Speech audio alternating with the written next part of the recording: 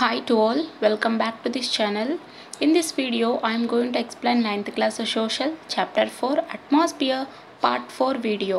Actually మనం previous వీడియోలో observe చేసినట్టయితే అట్మాస్ఫియర్ గురించి అదేవిధంగా అట్మాస్ఫియర్ యొక్క లేయర్స్ గురించి తెలుసుకున్నాం. అంటే అట్మాస్ఫియర్లో ఉన్నటువంటి లేయర్స్ అన్నమాట. ఏ లేయర్స్ అని చెప్పుకున్నాము? Troposphere, stratosphere, మీసోస్ఫియర్.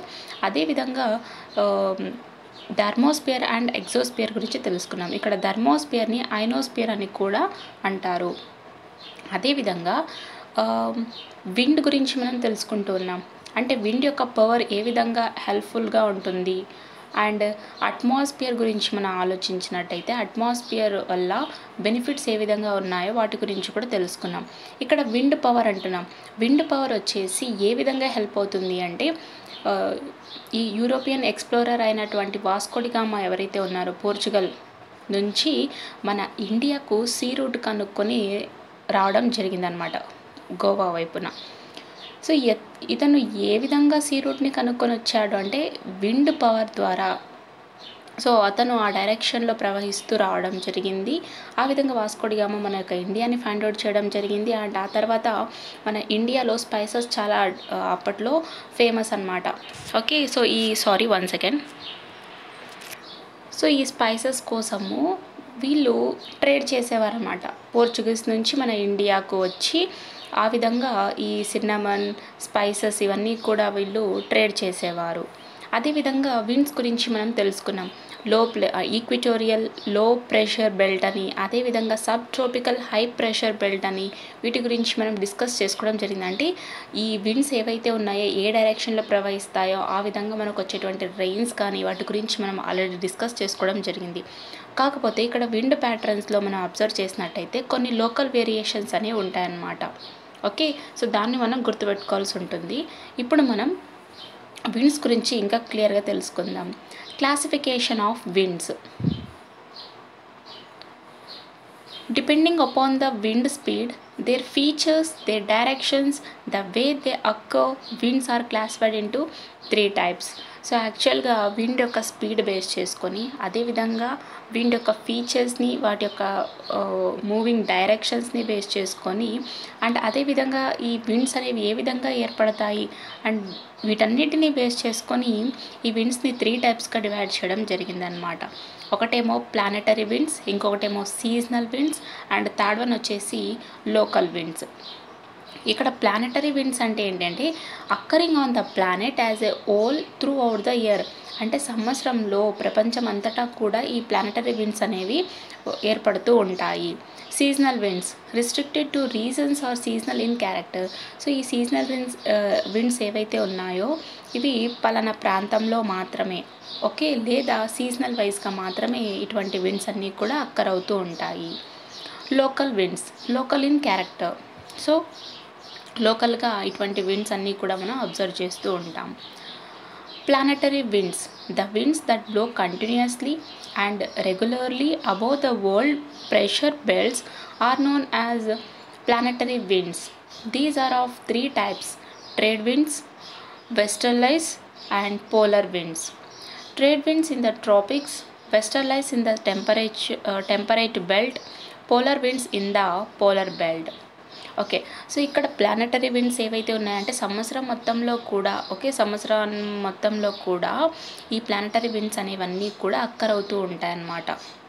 అండ్ అదేవిధంగా ఇవి కంటిన్యూస్గా బ్లో అవుతూ ఉంటాయి అండ్ రెగ్యులర్గా కూడా బ్లో అవుతూ ఉంటాయి. సో ప్రపంచమంతటా కూడా ఈ ప్లానెటరీ విండ్స్ అనేవి కూడా కంటిన్యూస్గా అండ్ రెగ్యులర్గా బ్లో అవుతాయి. కాబట్టి ఎక్కడ బ్లో అవుతాయి? Around pressure belt, world pressure belt పైన ఈ విండ్స్ అనేవి బ్లో అవుతూ ఉంటాయి. కాబట్టి వీటిని ప్లానెటరీ విండ్స్ అని అంటారు. అండ్ ఈ ప్లానెటరీ విండ్స్లో 3 types ఉన్నాయన్నమాట. ట్రేడ్ విండ్స్ అని, వెస్టర్లైస్ అని, అదేవిధంగా పోలర్ విండ్స్ అని. ఈ విధంగా 3 విండ్స్ అనేవి ఉన్నాయి. ఇక్కడ ట్రాపిక్స్లో వీచేటువంటి విండ్స్ ఏవైతే ఉన్నాయో వాటిని ట్రేడ్ విండ్స్ అని, అండ్ అదేవిధంగా టెంపరేట్ బెల్ట్ ఉంటుంది కదా, ఆ టెంపరేట్ బెల్ట్లో బ్లో అయ్యేటువంటి విండ్స్ని వెస్టర్ లైస్ అని, అండ్ అదేవిధంగా పోలర్ బెల్ట్లో వీచేటువంటి విండ్స్ని పోలర్ బెల్ట్ అని ఇలా డివైడ్ చేయడం జరిగిందనమాట. Trade winds are easterly in direction, that is moving from east to west. They are northeast trades in northern hemisphere and southeast trades in southern hemisphere. Westerlies on the other hand blow from west to east, that's why they are called westerlies.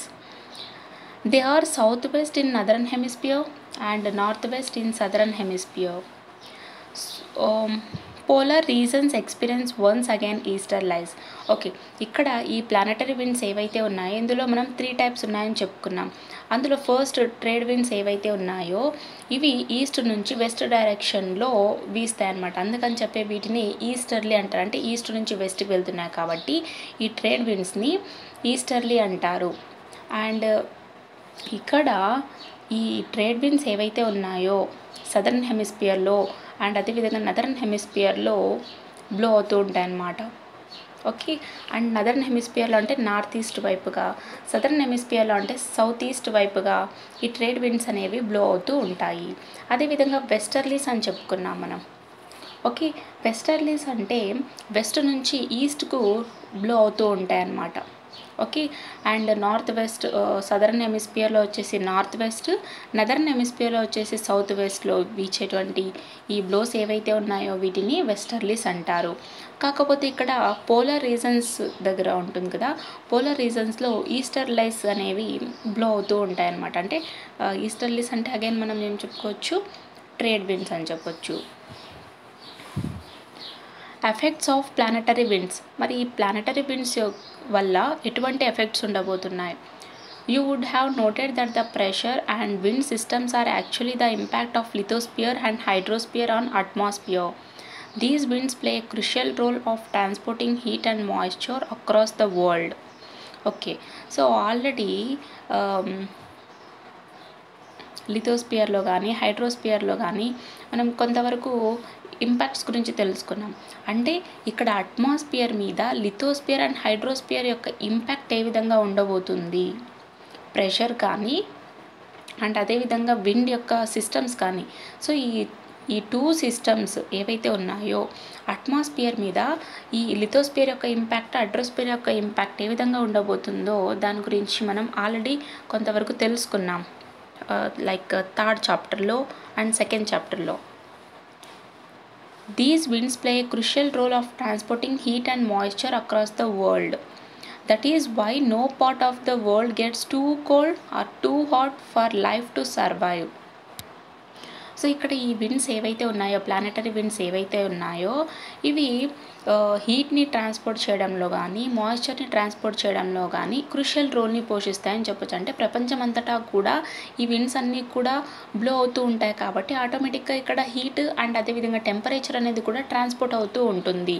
And ఎప్పుడైతే ఈ విధంగా జరుగుతూ ఉంటుందో వరల్డ్లో ఒక చోట heat ఉండదు, ఒక చోట హాట్ ఉండదు. ఆ విధంగా లైఫ్ సర్వైవ్ అవ్వడానికి చాలా బాగుంటుందని చెప్పొచ్చు. Sorry, 1 second.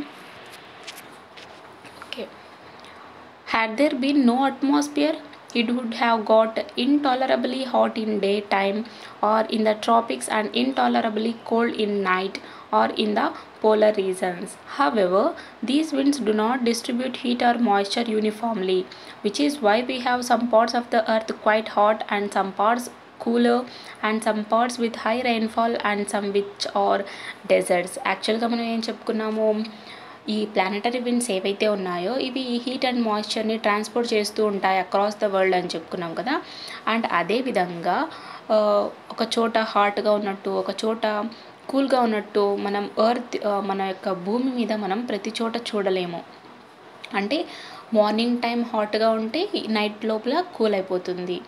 Okay, and equator దగ్గర హాట్ ఉన్నట్టయితే అండ్ పోలార్ రీజన్స్లో కోల్డ్గా ఉంటుంది. ఈ విధంగా చేంజెస్ అనేవి వస్తూ ఉంటాయన్నమాట. అండ్ అదేవిధంగా ఇక్కడ విండ్స్ ఏవైతే ఉన్నాయో ఇవి హీట్ని అండ్ మాయిశ్చర్ని ట్రాన్స్పోర్ట్ చేస్తాయని చెప్పుకున్నాం కదా. అంటే యూనిఫామ్గా ట్రాన్స్పోర్ట్ చేయవు. అండ్ అందుకని చెప్పి కొన్ని చోట్ల మనం అర్త్ మీద అబ్జర్వ్ చేసినట్టయితే ఈక్వేటర్ వద్ద కానీ ఇలా ఈక్వేటోరియల్ రీజన్స్ వద్ద కానీ హాట్గా ఉంటుందన్నమాట. అండ్ కొన్ని పార్ట్స్ ఏమో చాలా కూల్గా ఉంటాయి. అండ్ కొన్ని చోట్ల వర్షాలు కూడా ఎక్కువ పడుతుంటాయి. For example Amazon river. And Amazon forest ఏదైతే ఉందో ఇక్కడ మనకు ఎక్కువగా వర్షం పడుతుందన్నమాట. అండ్ దెన్ కొన్ని చోట్ల desert, Sahara desert, Thar desert ఇటువంటి ఎడార్లు కూడా ఏర్పడుతూ ఉంటాయి. Seasonal winds.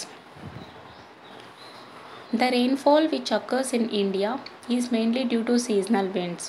All factors in the country are related to monsoons. Monsoon is derived from Arabic word mawsam. Next seasonal winds గురించి మనం చూద్దాం. యాక్చువల్గా మనకు ఇండియాలో రెయిన్ఫాల్ పడుతుంది అంటే దానికి రీజన్ ఏంటి అంటే ఈ సీజనల్ విండ్స్ వల్ల మనకు వర్షాలు పడుతున్నాయన్నమాట. అండ్ అదేవిధంగా మన దేశంలో మనం అబ్జర్వ్ చేసినట్టయితే ఈ మాన్సూన్స్కి సంబంధించినటువంటి ఫ్యాక్టర్స్ అన్నీ కూడా ఉన్నాయని చెప్పొచ్చు.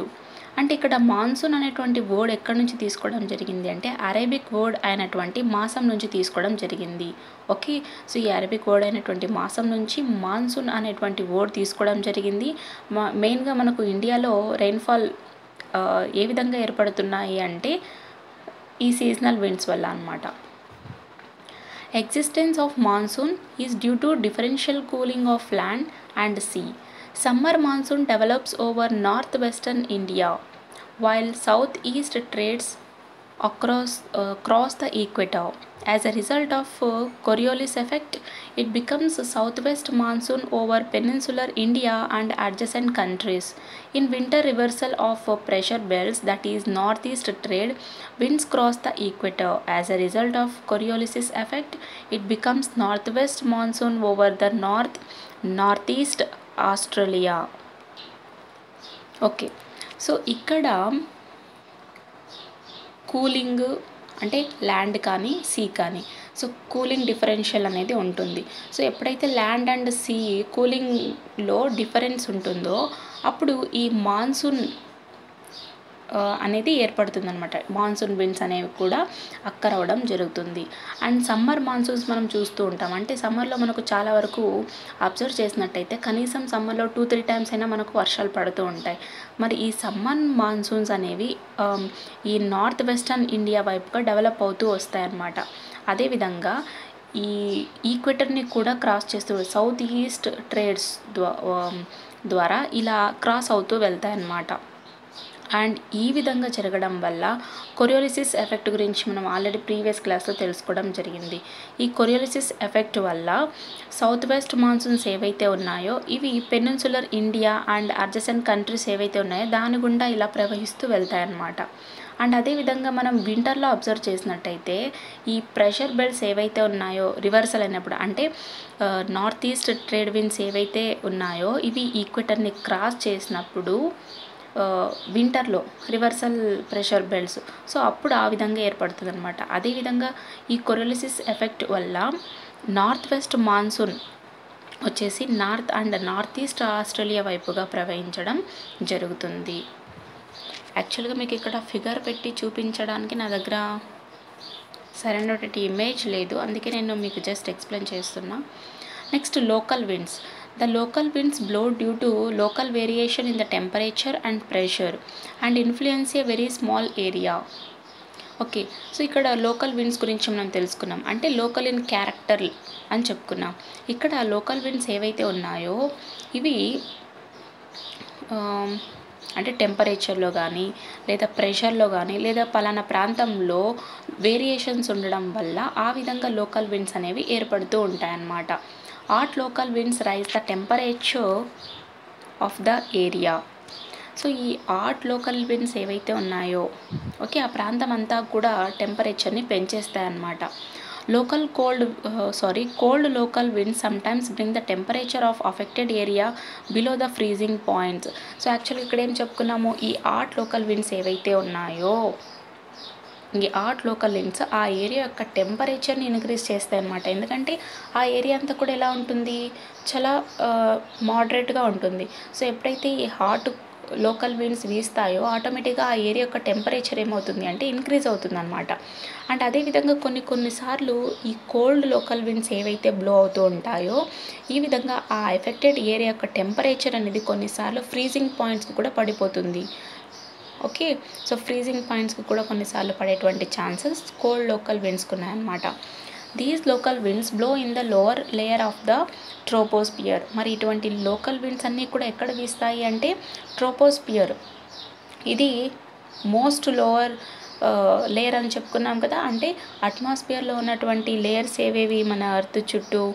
Troposphere, stratosphere, mesosphere, thermosphere, ionosphere. Actually మనం ఇంత పెద్దగా చూపిస్తున్నాం, కాకపోతే మన ఎర్త్ ఇంత ఉందనుకోండి, దీని చుట్టూ ఏదైతే ఒక కవర్ ఉంటుందో అంత థిక్నెస్తో మాత్రమే అట్మాస్ఫియర్ అనేది ఉంటుంది. అంటే జస్ట్ లైక్ ఒక ఫుట్బాల్ యొక్క పైన కవర్ చేసినటువంటి కవర్ అని చెప్పొచ్చు, అంత థిక్నెస్ మాత్రమే ఉంటుంది.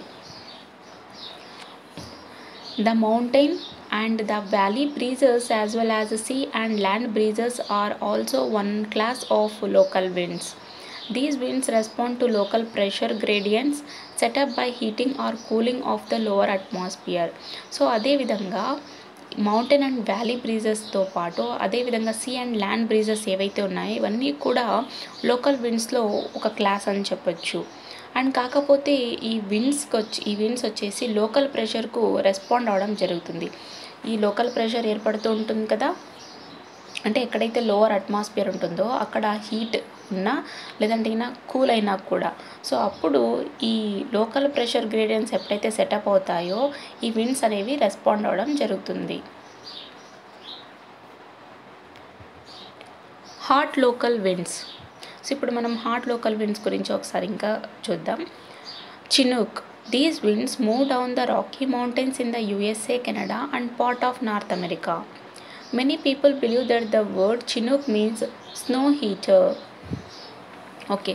సో ఇక్కడ ఈ హాట్ లోకల్ విండ్స్ ఏవైతే ఉన్నాయో ఇవి యుఎస్ఏలో ఉన్నటువంటి కెనడా అండ్ నార్త్ అమెరికా ఆ భాగాన నుంచి, అంటే రాకీ మౌంటైన్స్ ఏవైతే ఉన్నాయో అక్కడ నుంచి డౌన్కు ఈ హాట్ లోకల్ విండ్స్ అనేవి వీస్తూ ఉంటాయన్నమాట.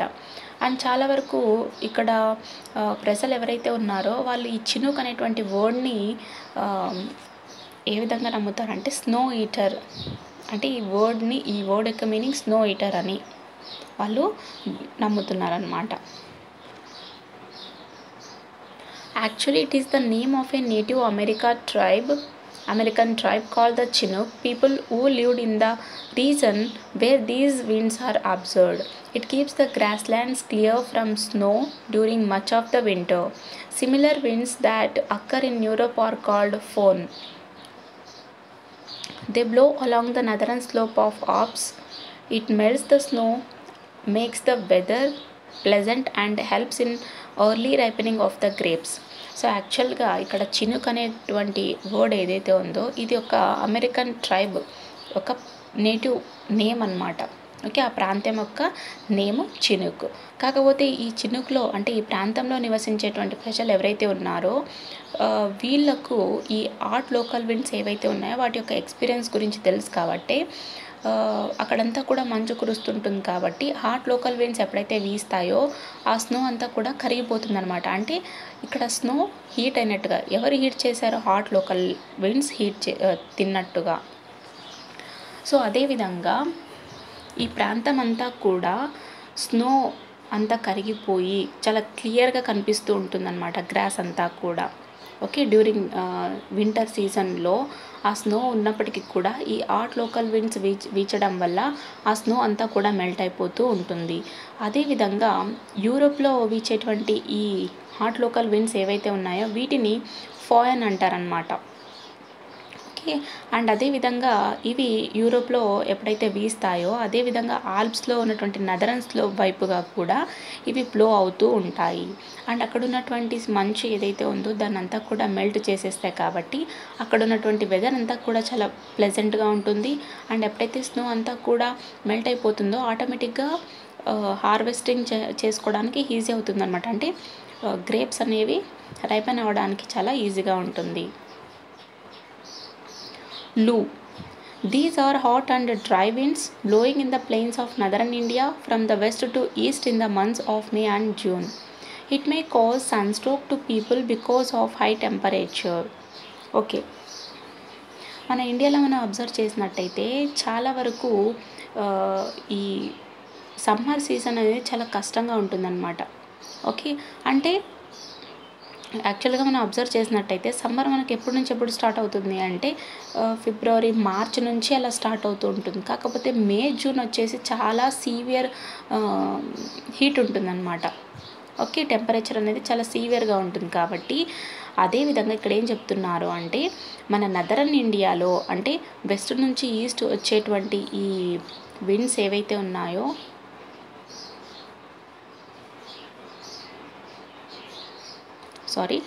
ఈ వెస్ట్ నుంచి ఈస్ట్ వచ్చేటువంటి విండ్స్ ఏవైతే ఉన్నాయో ఇవి చాలా హాట్ అండ్ డ్రై విండ్స్ అనమాట. ఓకే. మన నదరన్ ఇండియాలో ప్లెయిన్స్లో ఇవి బ్లో అవుతూ వస్తాయి. మే జూన్ అంటేనే మనకు ఫుల్ సమ్మర్ అనమాట. సీవియర్ టెంపరేచర్ అనేది రైజ్ అవుతూ ఉంటుంది. 42 వరకు ఇంక్రీజ్ అవుతూ ఉంటుంది ఇంకా. సో అటువంటి మంత్లో అండ్ అటువంటి టెంపరేచర్లో ఈ లూస్ అంటే హాట్ అండ్ డ్రై విండ్స్ అనమాట. లూ అంటే ఇవి వీస్తూ ఉంటాయి అన్నమాట. సో ఇటువంటి విండ్స్ వీచడం వల్ల చాలా వరకు నదరన్ ఇండియాలో ఉన్నటువంటి పీపుల్కు సన్ స్ట్రోక్ రావడము ఇటువంటివన్నీ కూడా జరుగుతుంటాయి. ఎందుకంటే ఆటోమేటిక్గా ఈ హాట్ అండ్ డ్రై విండ్స్ వీస్తున్నాయంటే అక్కడ ఉన్నటువంటి టెంపరేచర్ ఏమవుతూ ఉంటుంది, ఇంక్రీజ్ అవుతూ ఉంటుంది. అంటే ఆటోమేటిక్గా హై టెంపరేచర్ వల్ల సన్ స్ట్రోక్ కూడా ఏర్పడుతూ ఉంటుందన్నమాట. సిమ్మన్ in Arabian dessert, యోమా in Japan, నార్వెస్టర్ in New Zealand are some of the other examples of hot winds. So ఇంకా హాట్ విండ్స్ వీచేటువంటి ఏరియాస్ ఏవేవి అంటే అరేబియన్ డెజర్ట్లో సిమ్మన్, జపాన్లో యోమా అండ్ న్యూజిలాండ్లో నార్వెస్టర్ ఇటువంటి ప్రాంతాలన్నీ కూడా చాలా హాట్ విండ్స్కి ఎక్స్పీరియన్స్ అవుతూ ఉంటాయి. And next cold local winds. Mistral. The most famous is the Mistral that blows from the Alps over France towards the Mediterranean Sea. It is channeled through the Rhone Valley. It is very cold and dry wind. Okay. Mediterranean Sea అనగానే మనకి ఇంకా ఏం గుర్తుకొస్తుంది అంటే black see, red see ఇవన్నీ కూడా గుర్తుకొస్తాయి. ఎందుకంటే ఈ యూరోప్కి అండ్ అదేవిధంగా రష్యాకి మధ్య ఉన్నటువంటి మెయిన్ వార్ అనేది ఇప్పుడు రీసెంట్గా మనకు జరుగుతూ ఉంది. ఇక్కడ మెయిన్ పాయింట్ ఏంటి అంటే సో ఇదంతా కూడా యూరోప్ వస్తుంది అండ్ దిస్ ఈజ్ అంతా కూడా రష్యా అన్నమాట. కాకపోతే ఇక్కడ ఉన్నటువంటి ప్రాంతం ఏదైతే ఉందో ఇది ఉక్రెయిన్. ఓకే. అండ్ ఇందులో కొంత భాగాన్ని ఆల్రెడీ ఈ రష్యా వాళ్ళు ఆక్రమించేసుకున్నారనమాట. ఓకే. యూరోపియన్స్ వీళ్ళంతా. ఇక్కడ ఉక్రెయిన్ ఏదైతే ఉందో రీసెంట్గా యుద్ధాలు జరుగుతున్నాయని చెప్పుకున్నాం కదా. అండ్ అదేవిధంగా ఈ ప్రాంతానంతా కూడా వాళ్ళు సొంతం చేసుకోవడం జరిగింది. కాకపోతే ఇక్కడ బ్లాక్ సీ ఏదైతే ఉందో ఈ బ్లాక్ సీ వల్ల ట్రేడ్ ట్రాన్స్పోర్టింగ్ అంతా కూడా జరుగుతుంది కాబట్టి అండ్ మినరల్స్ చాలా ప్లస్ పాయింట్స్ ఉన్నాయన్నమాట బ్లాక్ సీ వల్ల అండ్ ఈ ప్రాంతం వల్ల. కాబట్టి ఈ ప్రాంతాన్ని ఉక్రెయిన్ని ఎప్పుడైతే నాటోలో చేర్చినారనుకోండి, ఓకే. సో నాటోలో చేర్చినట్టయితే ఫర్ ఎగ్జాంపుల్ ఇక్కడ ఉన్నటువంటి ప్రాంతాలు ఏవైతే బెల్జియం కానీ అండ్ అదేవిధంగా నార్త్ అమెరికా ఇవన్నీ కూడా ప్రాంతాల్లో అన్నీ కూడా నాటోలో మెంబర్షిప్ అన్నాయన్నమాట. అండ్ నెక్స్ట్ ఇక్కడ ఉన్నటువంటి ప్రాంతాలు ఏవైతే ఉన్నాయో రోము ఇవన్నీ కూడా ఫర్ ఎగ్జాంపుల్ ఒక యుద్ధం జరిగింది అనుకోండి, అంటే లేదా ఎవరైనా ఒకరు వచ్చి దాడి చేశారనుకోండి, అంటే నాటోలో మెంబర్షిప్ తీసుకున్నటువంటి కంట్రీ మీద ఏదో ఒక కంట్రీ మీద దాడి జరిగినప్పటికీ కూడా మొత్తం నాటోలో ఉన్నటువంటి అన్ని కంట్రీస్ మీద దాడి చేసినట్టు మీనింగ్ అనమాట. అంటే ఆటోమేటిక్గా ఏమవుతుంది, మొత్తం మెంబర్షిప్ తీసుకున్నటువంటి కంట్రీస్ అన్నీ కూడా వ్యతిరేకిస్తాయి. అంటే ఆటోమేటిక్గా అవన్నీ కలిసి యుద్ధానికి వస్తాయి అన్నమాట. అంటే ఫర్ ఎగ్జాంపుల్ ఇక్కడ నాటోలో ఒక 30 కంట్రీస్ ఉన్నాయి అండ్ రీసెంట్గా ఏమనుకుంటున్నారు, ఉక్రెయిన్ని జాయిన్ చేయాలనుకుంటున్నారు, అంటే మెంబర్షిప్ ఇవ్వాలనుకుంటున్నారు. సో ఎప్పుడైతే ఉక్రెయిన్ని మెంబర్షిప్ ఇచ్చేసారనుకోండి, ఈ రష్యా వాళ్ళు ఏ విధంగా ప్రయత్నించినా కూడా ప్రాబ్లం అవుతుందన్నమాట. ఫర్ ఎగ్జాంపుల్ వీళ్ళు దాడి చేశారనుకోండి, ఉక్రెయిన్ని ఆటోమేటిక్గా మెంబర్షిప్ చేసేసారనుకోండి, మెంబర్షిప్ చేసేసాక ఇంకా మనం ఏదైనా ఒక్క కంట్రీ మీద దాడి చేసినప్పటికీ కూడా, అంటే వేరే వాళ్ళు ఒక కంట్రీ మీద దాడి చేసినప్పటికీ కూడా మొత్తం అన్ని కంట్రీస్ కూడా వెనుదిరుగుతాయి అనమాట. అంటే ఆటోమేటిక్గా వీళ్ళు మన మీద కూడా దాడి చేసినట్టు మీనింగ్తో టోటల్ 30 కంట్రీస్ ఆపోజిట్ కంట్రీ మీదకి పడతాయి అనమాట. సో ఆ విధంగా ఇటువంటి ప్రాబ్లమ్స్ రాకూడదని చెప్పి ఉక్రెయిన్ని నాటోలో జాయిన్ చేయకూడదని చెప్పి ఈ రష్యా వాళ్ళు యుద్ధం చేయడం జరుగుతూ ఉంది.